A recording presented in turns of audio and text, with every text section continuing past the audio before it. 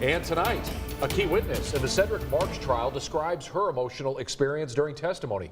Just yesterday, of course, Marks was found guilty of capital murder for those murders of Michael Swearingen and Jenna Scott back in 2019. 6 News reporter Sydney Deshawn has been in the courtroom for the last few weeks and sat down with the witness this afternoon. Sydney, what'd she say?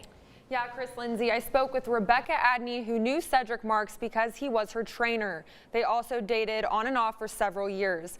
Adney testified twice in this trial and says when the verdict was announced, emotions were high, but she felt a sense of relief.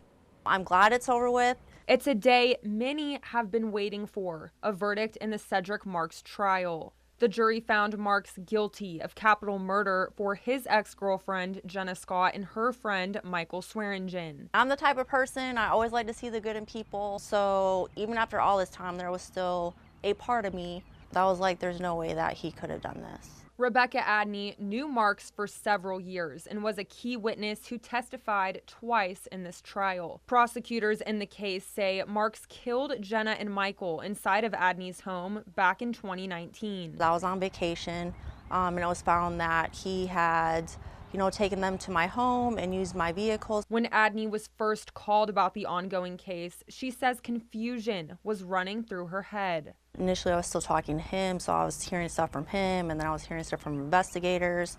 I kind of didn't really know what to believe. She says not once did she ever expect something like this to happen. And even after testimony, Marks reached out to her. He did message me and say he extremely apologized for not him making me cry, but that's probably the most emotional he has ever seen me in my life. But now she is keeping her guard up, moving forward. How do I really know if someone's who they say they are? Or that's kind of like my worry, and with all that happened, like I'm a lot more on edge. Adney says she is glad she provided what she could in the case and that the family now has closure.